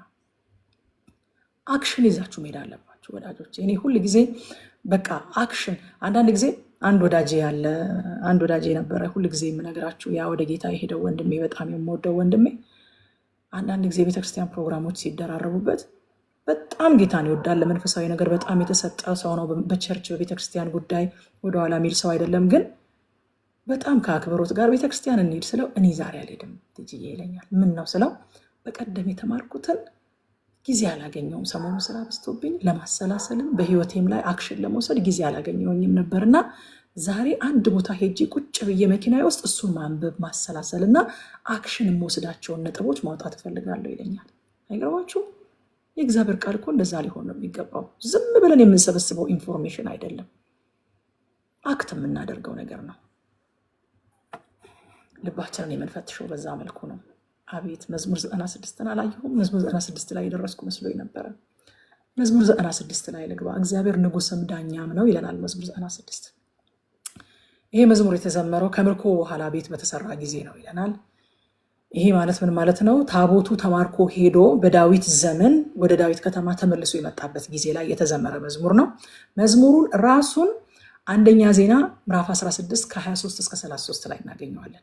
በድጋሚ ነው እዚህ ቦታ ላይ መዝሙሩ ተዘምሮ የምናገኘው። መዝሙር 95 ላይ የቀረበው የአምልኮ ጥሪ ትኩረት ያደረገው እስራኤል ላይ ነው። እስራኤል እግዚአብሔርን አመስግኑ፣ ስለማዳኑ፣ ስለማንነቱ፣ ስለእረኝነቱ እግዚአብሔርን አመስግኑት የሚል ጥሪ ነው፣ ለእግዚአብሔር ሕዝብ ነው። አሁን ደግሞ የዓለምን ሕዝብ ሁሉ ነው ኢንቫይት የሚያደርገው፣ እግዚአብሔርን ኑ አመስግኑት እያለ ማለት ነው መዝሙር 96። በዚህ ውስጥ የምናየው እግዚአብሔር የእስራኤል ብቻ ሳይሆን የዓለም ሁሉ አምላክና ንጉስ መሆኑንም ነው። መጽሐፍ ቅዱስ እግዚአብሔር የዓለማት ሁሉ ፈጣሪና ንጉስ እንደሆነ፣ የሁላችን አምላክ እንደሆነ በዚህም ያሳየናል። ከቁጥር 1 እስከ 3 አዲስ ዝማሬ ዘምሩለት ይላል። አዲስ ዝማሬ ለምን ከተባለ እግዚአብሔር ዕለት ዕለት ማዳኑ አዲስ ነዋ። ዕለት ዕለት ምህረቱ አዲስ ነዋ። ዕለት ዕለት አቅራቦቱ አዲስ ነዋ። አዲስን ማዳን ለሚያደርግ አምላክ፣ አዲስን ምህረት ለሚሰጥ አምላክ፣ በየዕለቱ ለሚያድሰን አምላክ አዲስ ዝማሬ ይገባዋል ይለናል። ሃሌሉያ። ቁጥር 3 ላይ ክብሩን ለአሕዛብ ተአምራቱን ለወገኖች ሁሉ ንገሩ ይላል። አያችሁ፣ አምልኮ ፐርሰናል ብቻ አይደለም፣ የግል ልምምድ ብቻ አይደለም። አምልኮ በጎነቱን ለዓለም ሁሉ ማወጅን ይጠቀልላል ማለት ነው። ኢንክሉድ ያደርጋል። የእግዚአብሔርን በጎነት ለሰዎች ሁሉ ማወጅ የአምልኳችን አንድ ክፍል ነው። እግዚአብሔርን እያመለክን ነው። የእርሱን በጎነት እንድትናገሩ የተመረጣችሁ ናችሁ ይለን የለ ጴጥሮስ ራሱ። በጎነቱን መናገር የጥሪያችን አካል ነው። እንድናመልከው ተጠርተናል። እግዚአብሔርን የምናመልክበት አንዱ መንገድ ደግሞ የእሱን በጎነት ለሰው ልጆች ሁሉ በመናገር ነው። ማቴዎስ ወንጌል ምዕራፍ 28 ከ19 እስከ 20 ጌታ ኢየሱስ ክርስቶስ ታላቁን ተልእኮ ሲሰጥ ሂዱ ለአሕዛብ ሁሉ ተናገሩ ብሏል። መናገር አምልኮ ነው። ምስክርነት አምልኮ ነው። አሁን እዚህ ውስጥ ምስክርነት ያላችሁ ለምሳሌ እግዚአብሔር በሰጠን በዚህ የመጽሐፍ ቅዱስ ጥናት በዚህ ፕላትፎርም ላይ እግዚአብሔር በህይወታችሁ ያደረገው ያስቀመጠው አሻራ ካለ መመስከር አምልኮ ነው። እግዚአብሔርን አምልኩት፣ በጎነቱን ተናገሩ። ከቃሉ የተነሳ የሆነላችሁን ስትናገሩ አምልኮ ነው። አምልኩት፣ እንድታመልኩ ነው ሁልጊዜ አቤኑ ግብዣ የሚያቀርብላችሁ በምስክርነት እንድታመልኩ። በመዝሙር ብቻ አይደለም እግዚአብሔር የሚመለከው፣ በምስክርነት ይመለካል። የእግዚአብሔር ማዳን የሚቀመስ ብቻ ሳይሆን ዕለት ዕለት የሚወራ የሚተረክ የሚታወጅም ጭምር ስለሆነ ማለት ነው። ማዳኑን ዕለት ዕለት አውሩ ይለናል። ቁጥር 4-6 አምላካችን ከአማልክት ሁሉ በላይ ነው ይላል። እዚህ ቦታ ላይ እግዚአብሔር ከአማልክት ይበልጣል ሲለን ሌሎች አማልክት አሉ ብሎ እውቅና እየሰጠና እያወዳደረው አይደለም። አማልክት ተብለው ከሚጠሩ በሰሪዎቻቸውም ጭምር ላይ እግዚአብሔር ገዢና ባለስልጣን ነው እያለ ነው። ለምን ከተባለ እነሱ የአሕዛብ አማልክት አጋንንቶች ናቸው፣ የሰው ስራ ናቸው። እግዚአብሔር ግን ሰማያትን የሰራ ነው። ስለዚህ በሁሉ ላይ ጌታ ነው፣ ከሁሉ ይበልጣል ይለናል። ቁጥር 6 ላይ ምስጋናና ውበት በፊቱ ቅዱስነትና ግርማ በመቅደሱ ውስጥ ናቸው ይላል። ክብር፣ ግርማ፣ ኃይል፣ ውበት ያለው እውነተኛ አምላክ እግዚአብሔር ብቻ ነው። ሌሎች ሁሉ የሰው እጅ ስራዎች ናቸው። ኢሳያስ ላይ ስንደርስ እናየዋለን። በጣም እግዚአብሔር ሂውመር አለው በነገራችን ላይ እግዚአብሔር እና እኔ እስቃለሁ። አንዳንድ ቦታ ላይ እግዚአብሔር የሚናገረው ነገር በጣም ያስቀኛል። እና ኢዮብን ሲያናገረው ትዝ ይላችኋል አይደለ? አንተ እኮ ትልቅ ሰው ነህ፣ በጣም እድሜ በጣም ትልቅ ስለሆነ ከዋክብት የተፈጠሩ ጊዜ ስለነበርክ ታውቃለህ፣ እስኪ ንገረኝ ሲለው ምናምን አይተናል አይደለ? እና ልክ እንደዛ ኢሳያስ ላይ አንድ ሰው ይላል በቃ ግንድ ይቆርጥና ግማሹን ፈልጦ ያነደዋል፣ ምግቡን ሰርቶ በዛ ይበላል፣ ግማሹን ደግሞ እሳት አንድዶ ይሞቀዋል፣ ከዛ ግማሹን ደግሞ ይጠርበውና አምላኬ ነህ ብሎ ይሰግድለታል ይላል። የአሕዛብ አማልክት እንደዚህ ናቸው። ግማሹን ፈልጠው አንድደው ምግብ ይሰሩበታል፣ ግማሹን ፈልጠው እሳት አንድደው ከብርድ ይሞቁታል፣ ከዛ ግማሹን ደግሞ ጥርብርብ አድርገው ቀባብተው አሳምረው አምላኬ ነህ ብለው ይሰግዱለታል። የኛ አምላክ ግን እንደዛ አይደለም። እየሰራ ነው ሳይሆን እየሰራ ነው። ሃሌሉያ! እኛን ብቻ ሳይሆን ሰማያትን እየሰራ እሱ አማልክት ነን በሚሉ አማልክት እንደሌለ እኮ ሐዋርያው ጳውሎስ ተናግሯል። መቼም ከእግዚአብሔር በቀር ሌላ አምላክ እንደሌለ ከጌታችን በቀር ሌላ ጌታ እንደሌለ እናውቃለን ብሏል ሐዋርያው ጳውሎስ። የለም እኮ ከሱ ሌላ አምላክ ግን ናቸው ተብለው ከሚጠሩት ሁሉ እግዚአብሔር ይለያል። ሂዝ ፋር አባቭ አልሰራነውም፣ ሰርቶናል። ሰው እንዴት የሰራውን ነገር ያመልካል? በጣም እኮ ነው የሚገርመው። ናቡከደነጾር እኔ በጣም ዳንኤል ላይ ስንደርስ በጣም የሚገርመኝ ክፍል ነው። ላቆምኩት ለሰራሁት ለአምላኬ አልሰግድም ማለታችሁ እውነት ነው ይላል። የራሱን ቃል ቢሰማው ራሱ እኮ በደንብ አድርጎ ራሱን መስገድ ያቆማል። ለሰራሁት አምላኬ እንዴ ወይ ተሚኒት እያልከው ያለውን የራስን ድምፅ ሰምተኸዋል? የሰራሁት አምላኬ እያልክ እኮ ነው ያለው ቢሉት በጣም ደስ ይለኛል። በቃ እኔ ቆም አድርጌ እንደዛ እንዴ ምን ማለት ነው ናቡከደነጾር እያልኩ ነው ማጠናው ክፍሉ። ለሰራሁት ላቆምኩት ለአምላኬ አልሰግድም ማለታችሁ እውነት ነውን ብሎ ይጠይቃል። እኛ ግን የሰራንን እናመልካለን፣ የፈጠረንን እናመልካለን፣ ያዳነንን እናመልካለን፣ እረኛችንን በእጁ የሚያስወጣንን የሚያስገባንን የሚያሰማራንን የሚጠግነንን የሚያክመንን እሱን እናመልካለን። 2 ጊዜ የራሱ ያደረገንን። ሃሌሉያ! እኔ የእግዚአብሔር ነኝ ስል እኮ አንዴ አይደለም 2 እሱ ነኝ። 2 በፍጥረት የሱ ነኝ፣ ከዛ ደግሞ በመዳን ደግሞ በመቤሸት ደግሞ እንደገና የራሱ ያደረገንን እግዚአብሔርን እናመልካለን። ቁጥር 7-9 የዓለምን ሕዝብ ሁሉ ለአምልኮ ይጠራል። ምስጋና ስጡ ይላል።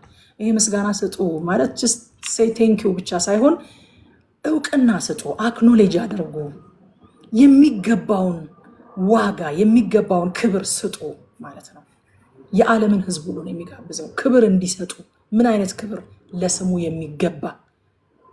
የሚገባ አያችሁ፣ ለእያንዳንዱ የሚገባው ክብር ነው የሚሰጠው። ለእግዚአብሔር የሚገባ የሚባል ክብር አለ ማለት ነው።